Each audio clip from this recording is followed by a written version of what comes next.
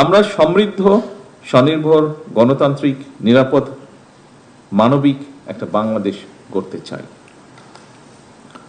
আপনি ইউনিফর্মের বাইরে গিয়ে আমার এই কথার সাথে একদম একমত পোষণ করবেন, এবং আমি বিশ্বাস করি একজন নাগরিক হিসাবে, এবং আমি বিশ্বাস করি ইউনিফর্মে থেকেও আপনি একজন মানুষ হিসাবে এই কথাগুলো বা এই কথার যে প্রতিফলন সেটি আপনিও চাইবেন একজন বাংলাদেশী হিসাবে। কথাটা শুধু একটা স্লোগান নয়, আমরা এই আকাঙ্ক্ষা বাস্তবায়ন করতে চাই, এবং আমরা সকলেই জানি কষ্ট হলেও, ডিফিকাল্ট হলেও, আমাদের অনেক ডিফিকাল্টিজ আছে, তারপরে এটি বাস্তবায়ন করা কিন্তু সম্ভব ইনশাল্লাহ। এবং এটা বাস্তবায়নের জন্য প্রথমেই যেটা প্রয়োজন সেটা স্বরাষ্ট্রমন্ত্রী উনি উল্লেখ করেছেন ওনার বক্তব্যে, সেটা হচ্ছে দেশের আইন শৃঙ্খলার নিয়ন্ত্রণ, জনগণের শান্তি এবং নিরাপত্তা বজায় রাখা। আজকে আপনারা যারা এই ঘরে উপস্থিত আছেন, এই মুহূর্তে সারা দেশের মাঠ পর্যায়ে আইন শৃঙ্খলা নিয়ন্ত্রণের ক্ষেত্রে কিন্তু আপনারা সরাসরি ভূমিকা রাখেন এবং রাখছেন আপনারা। সুতরাং আপনাদের উপরে যে অর্পিত দায়িত্ব, এই দায়িত্বটা যদি সফলভাবে পালনের সক্ষমতার পরিচয় দেন, আমি বিশ্বাস করি যেই কথাটা বলছিলাম যে একটি নিরাপদ মানবিক বাংলাদেশ, বর্তমান সরকারের নিরাপদ বাংলাদেশ প্রতিষ্ঠার পথে এক ধাপ আমরা এগিয়ে যেতে সক্ষম হব। আমি জানি আপনাদের লিমিটেশনস আছে, আমাদের সকলের লিমিটেশনস আছে, তারপরেও আমরা আমাদের অবস্থান থেকে যতটুকু পারি আমরা যদি চেষ্টা করি, সকলে যদি এফোর্ট নেই, আমরা এক ধাপ অন্তত এগিয়ে যেতে পারবো ইনশাল্লাহ, আমি দৃঢ়ভাবে বিশ্বাস করি। উপস্থিত অফিসার্সবৃন্দ, গতকালকে সারা দেশের পুলিশ কর্মকর্তা এবং সদস্যকে আমি বৈঠকে অনেকগুলো কথা বলেছিলাম। সবগুলো কথা প্রথমেই বলেছি, পুনরুল্লেখ করতে চাই না আমি আবার।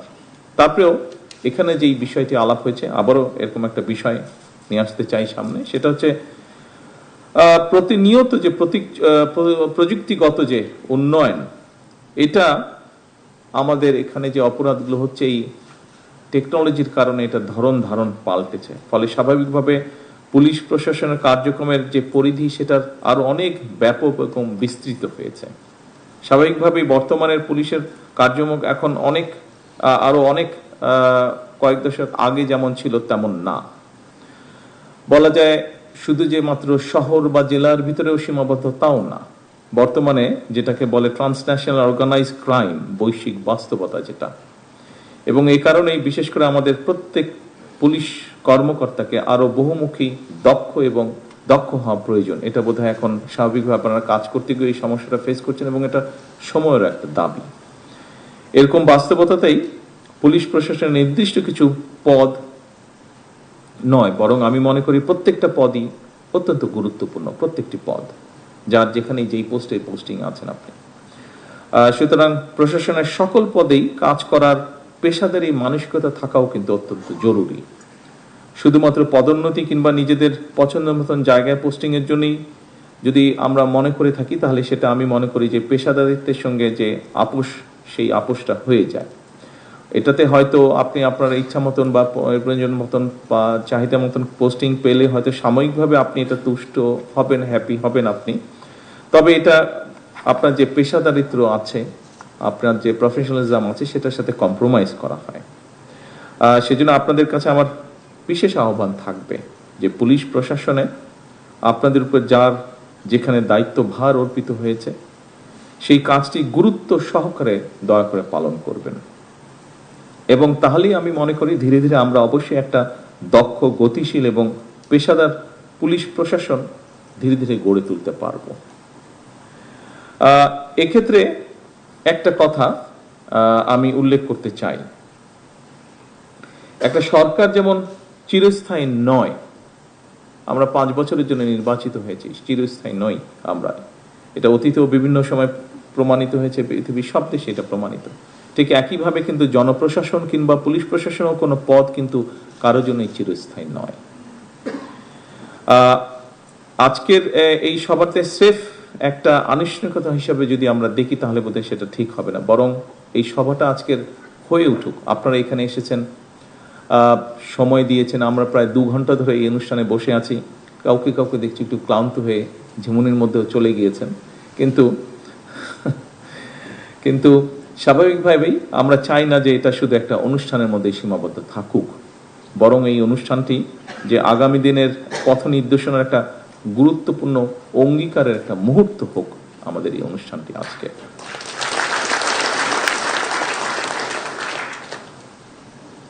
অফিসার বৃন্দ, বিশ্বের যে কোনো দেশেই একটা সরকারের সাফল্যের জন্য দক্ষ, সাহসী, সৎ, নিরপেক্ষ পুলিশ প্রশাসনের বিকল্প কোনো আছে বলে আমি মনে করি না। এর কোনো বিকল্প নেই।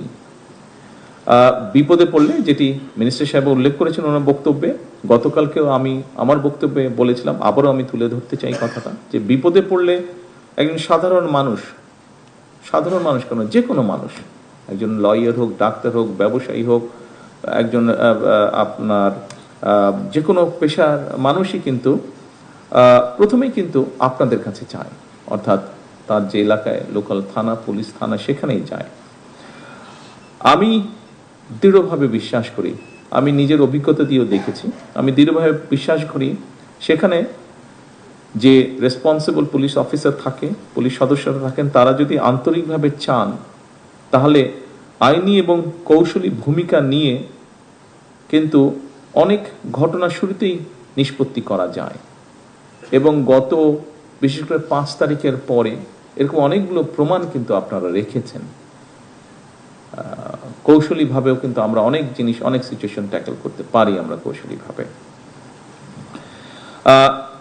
পুলিশের কার্যক্রমের উপরে পুলিশের আস্থা এবং নির্ভরতার সৃষ্টি হলে আমি মনে করি একটা যে নতুন সমস্যা তৈরি হচ্ছে বা হয়েছে, বিশেষ করে 5ই আগস্টের পরে মব ভায়োলেন্স, এই জিনিসটাকে খুব সুন্দরভাবে ট্যাকেল করা সম্ভব হয়। যা মাত্র আমি উল্লেখ করছি, আপনারা গত 1.5-2 বছরের মধ্যে, 1.5 বছর, বিশেষ করে 5ই আগস্টের পর থেকে এরকম অনেকগুলো ইনস্টেন্স আছে যেখানে আপনারা ম্যানেজ করেছেন বিষয়গুলো খুব সুন্দরভাবে।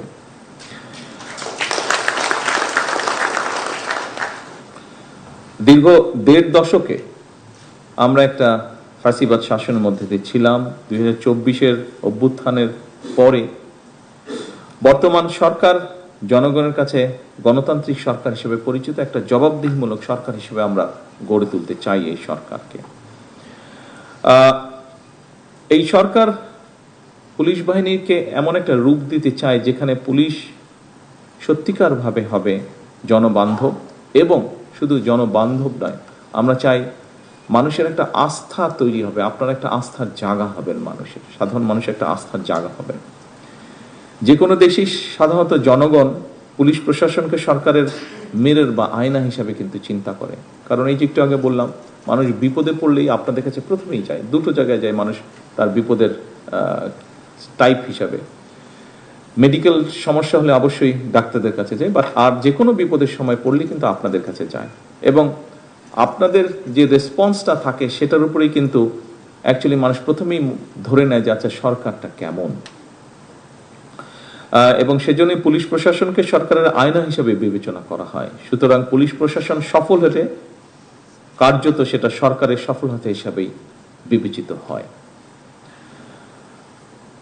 অফিসারবৃন্দ, একটি শক্তিশালী, জবাবদিহিমূলক, আইনসম্মত এবং জনবান্ধব রাষ্ট্র ব্যবস্থা গড়ে তোলার ক্ষেত্রে আপনাদের ভূমিকা অনস্বীকারযোগ্য।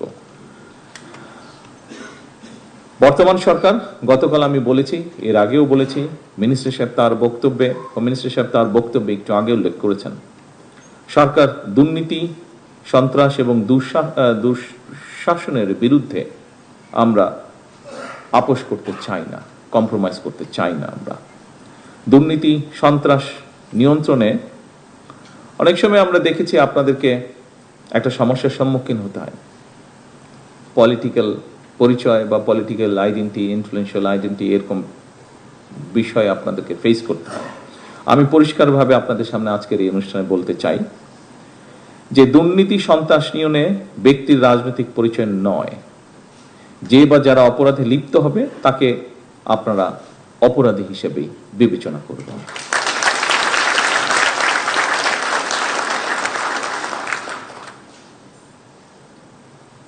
কোন ব্যক্তি বা দল কিন্তু আপনাদের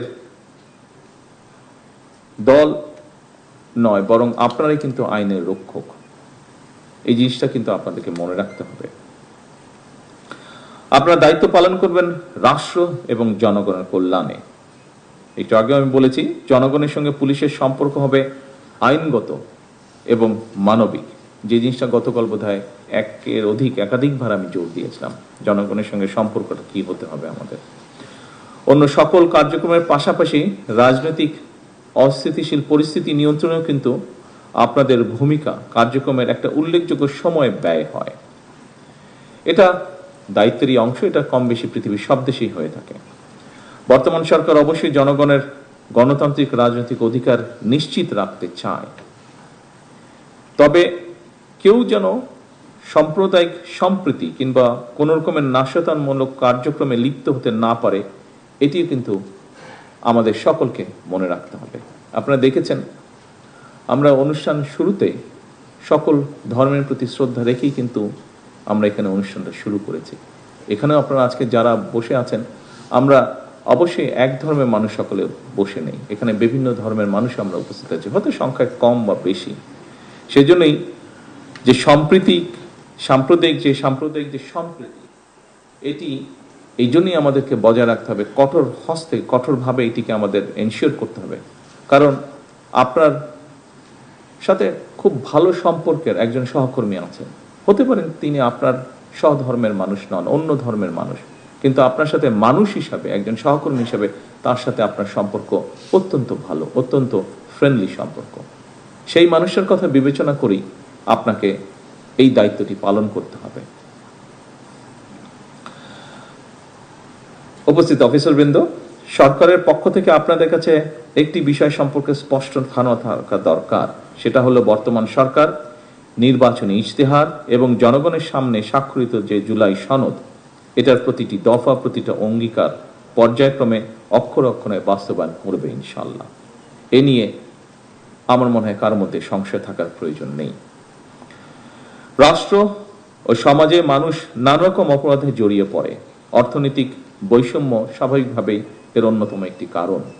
এখানে একজন বক্তা বক্তব্যে বলেছেন, স্বাভাবিকভাবেই বেসিক ডিমান্ডগুলো যদি মানুষের পূরণ হয়, সেক্ষেত্রে সমস্যার সমাধান হয়, অনেক সমস্যাই এড়ানো সম্ভব হয়।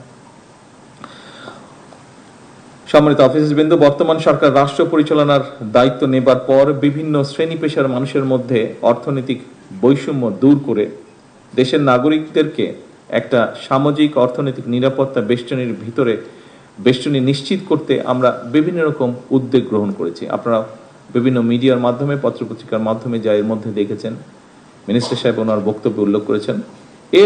আমিও একটু উল্লেখ করতে চাই, এর অংশ হিসাবে সরকার বিভিন্ন শ্রেণী পেশার মানুষের অর্থনৈতিক ক্ষমতা নিশ্চিতকরণ করতে কৃষক card, family card, sports card, আমরা এগুলো ইন্ট্রোডিউস করেছি, আপনারা দেখেছেন এগুলো। একই সাথে আমরা দেশের যারা আমাদেরকে ধর্মীয় গুরু বা আমরা যাদেরকে ধর্মীয় বিষয়ে আমরা যাদের সাথে কনসাল্ট করে থাকি, সে সকল ব্যক্তি, যেমন মসজিদের ইমাম সাহেব আছেন, মুয়াজ্জিম সাহেব আছেন, এছাড়াও অন্য ধর্মেও যারা ধর্মীয় গুরু আছেন, তাদেরকেও আমরা একটা সম্মানী ভাতা দেওয়ার কার্যক্রম তাদের মধ্যে আমরা শুরু করেছি। আমরা বর্তমান সরকার দলমত নির্বিশেষে রাষ্ট্র ও সমাজের প্রত্যেকটা মানুষকে রাষ্ট্রীয় সামাজিক নিরাপত্তা বেষ্টনীর মধ্যে নিয়ে আসতে চাই, এটি আমাদের লক্ষ্য। অর্থাৎ ধীরে ধীরে আমরা একটি ওয়েলফেয়ার স্টেট আমরা তৈরি করতে চাই। দেশকে বন্যা খরার অভিশাপ থেকে মুক্ত করতে আমরা ইতিমধ্যেই জনগণের শ্রমের বিনিময়ে 20,000 কিলোমিটার খাল খননের কর্মসূচি হাতে নিয়েছি, এবং শুধু হাতেই নিইনি, আমরা কাজটি শুরুও করেছি। আমরা মনে করি, খাল খনন পুনর্খননের মাধ্যমে পানি সংরক্ষণ নিশ্চিত করা গেলে কৃষকগণ যেমন সারা বছর মৌসুম অনুযায়ী ফসল উৎপাদনের সুযোগ পাবে, অপরদিকে খাল খননের মাধ্যমে অনেক মানুষ সাময়িক কর্মসংস্থানের পাশাপাশি নিজেদের মধ্যে পারস্পরিক সংহতি ও সমৃদ্ধি সৃষ্টিতেও একটি অবদান রাখবেন।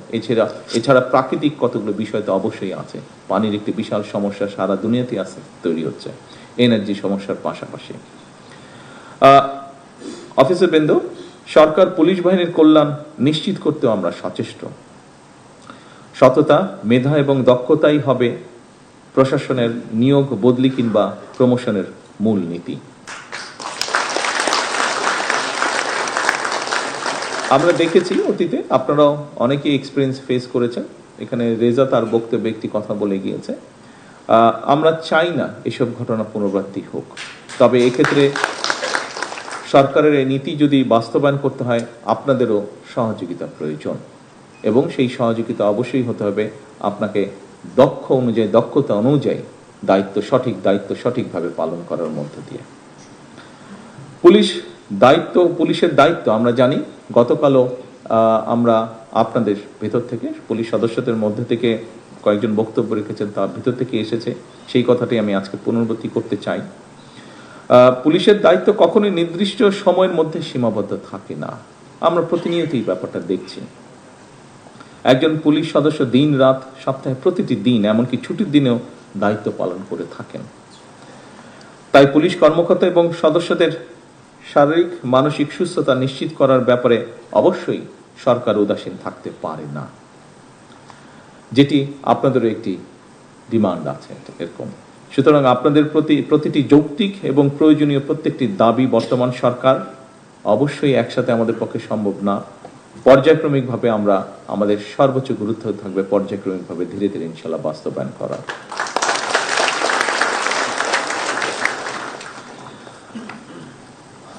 সকল উপস্থিতিবৃন্দ, অফিসারবৃন্দ, দেশের জনগণ সরকারকে কিভাবে দেখে বা মূল্যায়ন করে এর অনেকটাই কিন্তু নির্ভর করে আপনাদের আচরণের উপরে, বিশেষ করে মাঠ পর্যায়ে যারা আপনারা কাজ করেন, আপনাদের আচরণের উপরে, কার্যক্রমের উপরে। সুতরাং রাষ্ট্র আপনাদের কাছে সততা, দক্ষতা, সেবা, ন্যায়প্রণতা, পেশাদারিত্ব ও মানবিকতা অবশ্যই আশা করে। যথাসম্ভব এসব গুণগুলো অর্জন করতে পারলেই আপনারা নিজেরাই যে স্লোগান আজকে তৈরি করেছেন আজ এইবারকার পুলিশ সপ্তাহে, আমার পুলিশ আমার দেশ সবার আগে বাংলাদেশ, আমি মনে করি তাহলেই ধীরে ধীরে পর্যায়ক্রমিকভাবে এই স্লোগানটি সার্থক এবং সফল হবে। উপস্থিত অফিসারবৃন্দ, আমার এখন বক্তব্যের শেষ পর্যায়ে আমি নিয়ে এসেছি। আমি বুঝতেই পারছি স্বাভাবিকভাবে আমার নিজেরও হয়, বেশি লম্বা মিটিং হলে কিছুটা ধৈর্যচ্যুতির একটা কারণ থাকে।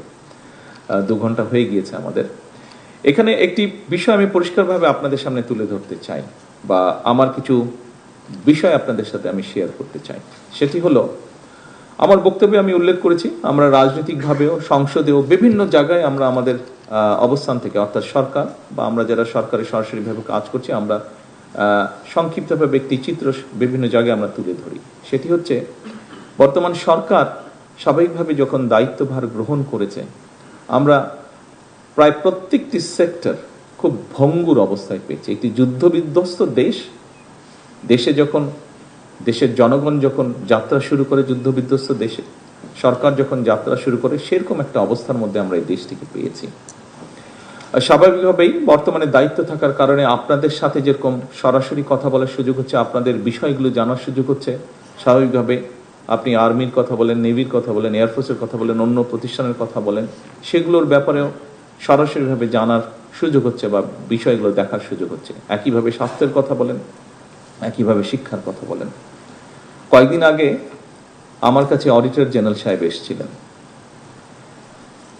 এটি আমি রাজনৈতিকভাবে উপস্থাপন করছি না, আমি বাস্তবতা তুলে ধরছি। আমি কাউকে রাজনৈতিকভাবে দোষারোপ করছি না। এদেশের নাগরিক আপনারা এদেশে বড় হয়েছেন, আপনাদের সন্তানরাও এদেশে বড় হচ্ছে, সেজন্যই আমি কথাগুলো তুলে ধরছি, একজন নাগরিক হিসেবে নয়। অডিটর জেনারেল সাহেব যখন আসলেন, উনি আমাকে ওনাদের রিপোর্টের অনেকগুলো বিষয় তুলে ধরলেন। কিছু পরে আমি দেখলাম পত্রিকাতেও এসছে, খুব সম্ভবত সেক্রেটারিয়েটে আপনাদের কারো অনেকেই ধারণা আছে, বিশেষ করে যারা ওই এলাকাতে কাজ করছেন বা আপনারা মনিটর করছেন সবকিছু দেখছেন, আপনার ধারণা আছে যে আমার অফিস থেকে সেক্রেটারি যে অফিসে আমি বসে, এখান থেকে বের হলেই সাংবাদিকরা নিচে থাকে, যেই বের হচ্ছেন তাকে জিজ্ঞেস করেন। খুব সম্ভব সেভাবেই বোধহয় কথাটা বের হয়েছে। অডিটর জেনারেল সাহেব আমাকে অনেকগুলো বলার মধ্যে আমি খুব আশ্চর্য হয়েছি। আগে পত্রিকায় পড়েছিলাম, স্বাভাবিকভাবে পত্রিকায় ওভাবে না থাকলে অডিটর জেনারেল যেহেতু অডিট করেছেন, পরিষ্কারভাবে কথাগুলো ফুটে উঠেছে বা বেরিয়ে এসেছে, উনি যেহেতু ইনভেস্টিগেট করেছেন। রূপপুর সম্পর্কে উনি বলেছিলেন আমাকে যে রূপপুরে স্বাভাবিকভাবে যে প্রজেক্ট হয়েছে, সেখানে ফুল ফার্নিশ কোয়ার্টার তৈরি করা হয়েছে বিদেশি যারা আসবে তাদের জন্য। সেখানে বালিশ যখন কেনা হয়েছে সেই বালিশের দাম ধরা হয়েছে 80,000 টাকা। আপনি একজন স্বাভাবিক মানুষ হিসেবে চিন্তা করতে পারেন কখনো কোনো বালিশের দাম পৃথিবীতে 80,000 টাকা হতে পারে? অস্বাভাবিক একটি ব্যাপার। সেখানে ফার্নিচার যেহেতু ছিল, ড্রেসিং টেবিল কেনা হয়েছে। এটি অডিটর জেনারেল সাহেবের কথা, যে ড্রেসিং টেবিল ওনার ধারণা 30-35,000 টাকা দাম, সেই ড্রেসিং টেবিলের দাম ধরা হয়েছে 4 থেকে 5 লক্ষ টাকা। এই রূপপুর প্রকল্পটি সিমিলার প্রকল্প আমাদের পাশের একটি দেশ করেছে, তাদের লেগেছে অ্যাবাউট খুব সম্ভবত 14,000 থেকে 14,000 কোটি টাকার মতন। বাংলাদেশে যে রূপপুর আণবিক এই যে রূপপুরে যে প্রকল্পটি করা হয়েছে এটির খরচ গিয়ে আলটিমেটলি খুব সম্ভবত দাঁড়িয়েছে 96,000 কোটি টাকা। আসুন, একটি টানেল তৈরি করা হয়েছে, টানেলটির নাম কর্ণফুলী টানেল। এটি সম্পর্কে অনেকেরই আপনাদের পরিষ্কার ধারণা আছে। এই কর্ণফুলী টানেলটির খুব সময় আমি দেখিনি, কর্ণফুলী টানেলটি এটা মিনিস্টার সাহেব বলতে পারেন বোধহয় পার হয়ে গিয়ে ওপারে গেলে বোধহয় একটি জায়গায় কতগুলো খুব স্ট্যান্ডার্ড বেশ লাক্সারিয়াস সর্ট অফ অ্যাপার্টমেন্ট বা বিল্ডিং তৈরি করা হয়েছে, যার কোনো প্রয়োজন ছিল না। এখানে কয়েক শত কোটি টাকা খরচ হয়েছে। একই সাথে ওনার ইনভেস্টিগেশনে বেরিয়ে এসেছে যে কর্ণফুলী টানেল বের হওয়া বা ঢোকার আগে দুপাশে গাছ লাগানোর কথা, উনি কোনো গাছ পাননি। এই গাছের জন্য 50 কোটি টাকা তুলে নিয়ে চলে গিয়েছে, অথচ উনি কোনো গাছ পাননি। আচ্ছা, এবার বলি একটি ডিস্ট্রিক্টের কথা, পিরোজপুর ডিস্ট্রিক্ট। পিরোজপুর ডিস্ট্রিক্টে 3টি আসন, 3টি আসনের 3 জন সংসদ সদস্য এই সংসদ চলাকালীন সময় আমার কাছে এসেছিলেন কথা বলবেন।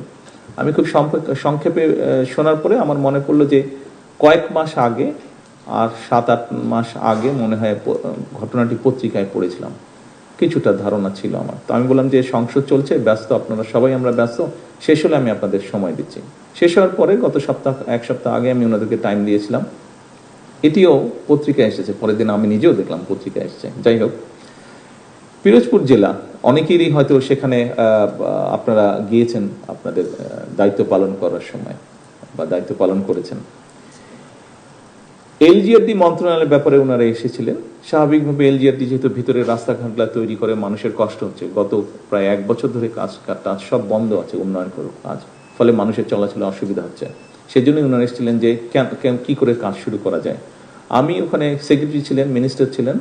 আমি কথা বলতে গিয়ে জানতে পারলাম যে সেখানে শুধু এলজিআরডি একটা মিনিস্ট্রি থেকে 3500 কোটি টাকা নাই হয়ে গিয়েছে, শুধু কাগজ দেখিয়ে টাকা নিয়ে চলে গেছে, কোনো কাজ হয়নি। জাস্ট উপরে কোনো রকম একটা লোক দেখাতে হবে একটা কিছু করেছে, 3500 কোটি টাকা গায়েব হয়ে গেছে, নেই। এবং লিটিগেশন হওয়ার কারণে সব কাজ বন্ধ হয়ে আছে। এইটা নিয়েই সমস্যাটা, কিভাবে এই সমস্যাটাকে জটটাকে ছুটিয়ে মানুষের জন্য কাজ করা যায়, রাস্তাঘাট নির্মাণ করা যায়।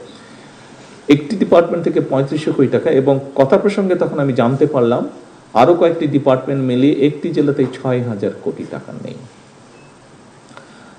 এই কয়েকটি ঘটনা অডিটর জেনারেল এবং এই যে পিরোজপুরের ঘটনাটি আপনাদের সামনে আমি এই জন্য তুলে ধরলাম, এরকম আরো অনেক ঘটনা আছে, ঘটনাগুলি ঘটেছে, বাট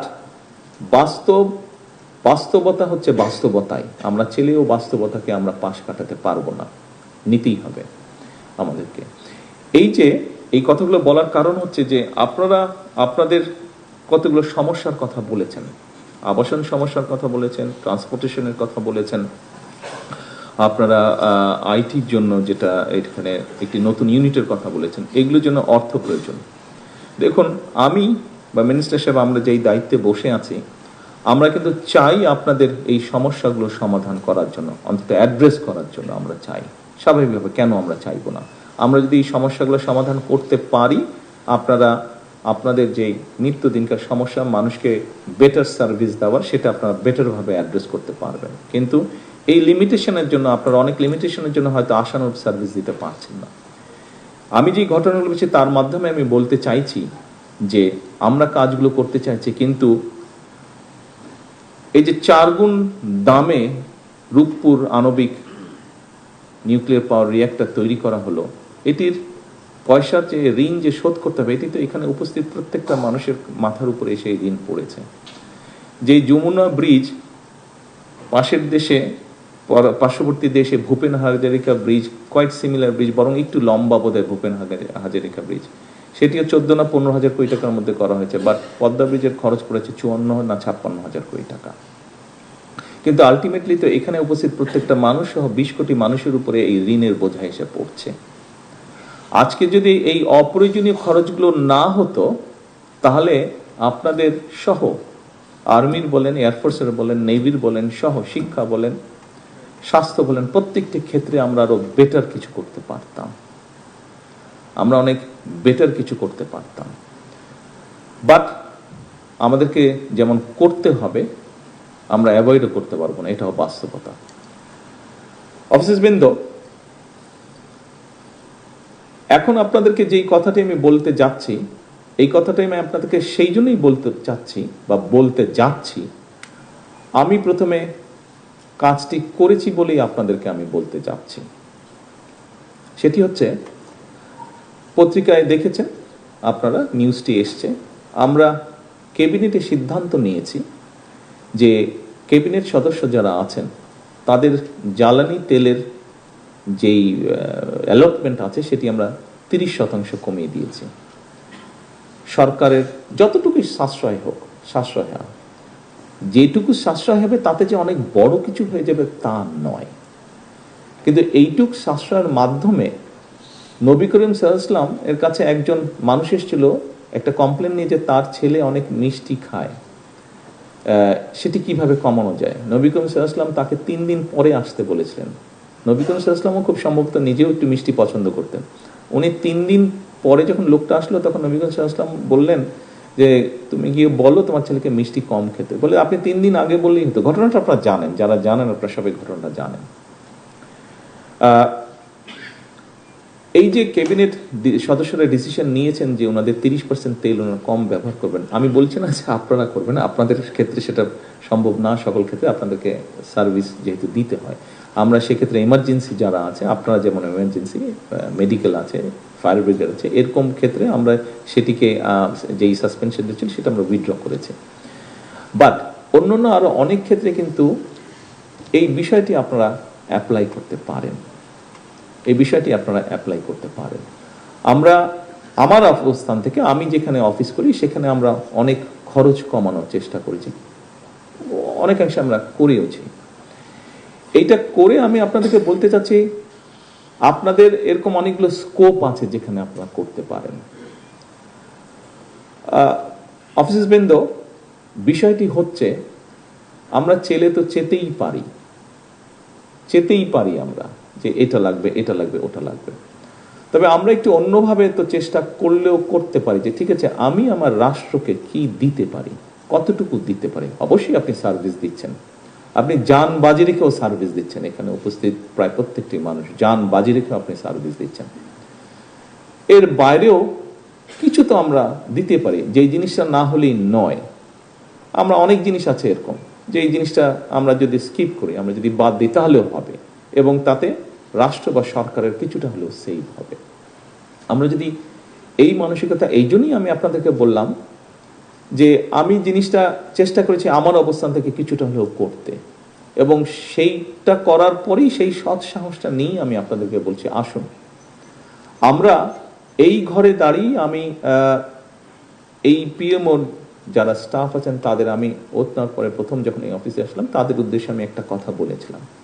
আমি মনে করি এই কথাটি আজকেও এই ঘরে যারা আছেন তাদের জন্য অ্যাপ্লিকেবল। সেই কথাটি হচ্ছে, দেখুন আমরা এই মুহূর্তে এই ঘরে যারা বসে আছি, বাংলাদেশের 20 কোটি মানুষের তুলনায় আমরা কিন্তু সবাই প্রিভিলেজড, কিন্তু কোনো না কোনোভাবে আমরা প্রত্যেকেই প্রিভিলেজ, অনেকের থেকে অনেক কোটি গুণ বেশি প্রিভিলেজ। যেহেতু আমরা প্রিভিলেজড, আসুন না আমরা চেষ্টা করি কিছুটা হলেও যদি কম প্রিভিলেজ নেই, তাতে যদি কিছুটা আমরা প্রত্যেকে যদি একটু একটু করে ছাড় দেই, তাহলে কিন্তু অনেক বড় ছাড় হবে, অনেক বড় ছাড় হবে। কাজেই আজকে এই পুলিশ সপ্তাহ উপলক্ষে আপনারা যেরকম আপনাদের বিষয়গুলো উপস্থাপন করেছেন,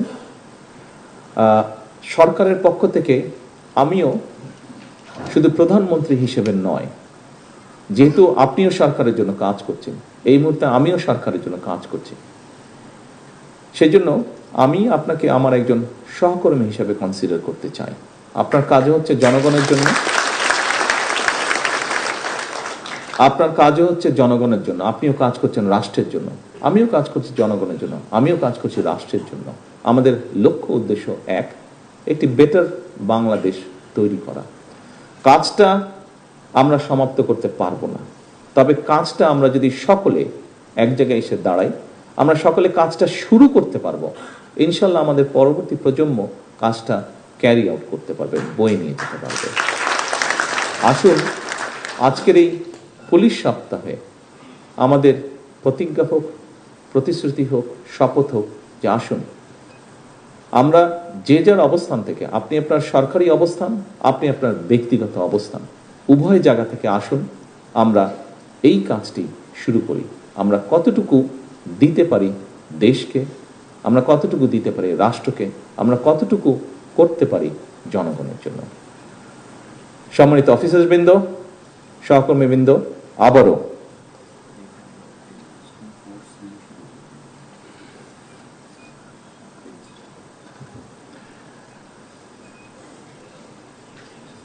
পুলিশের যেই সাইবার ক্রাইম ইউনিটটি আছে, আমাকে মাত্র মিনিস্টার সাহেব বললেন যে এটি আমরা যে এক্সিস্টিং আমাদের যে ইনফ্রাস্ট্রাকচার আছে, সেই ইনফ্রাস্ট্রাকচারের ভেতর দিয়ে আমরা কাজটি শুরু করতে পারবো।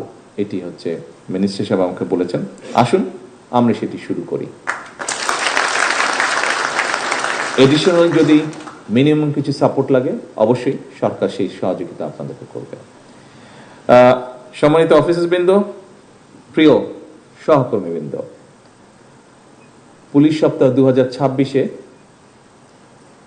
আজকে শেষ যেই কথাটি আমি আপনাদেরকে বলবো, একজন সহকর্মী হিসাবে আসুন আমরা যে প্রিভিলেজড মানুষ আমরা যারা আছে, আসুন আমরা আমাদের অবস্থান থেকে দেশ, জাতি এবং এদেশের মানুষ, এই রাষ্ট্র,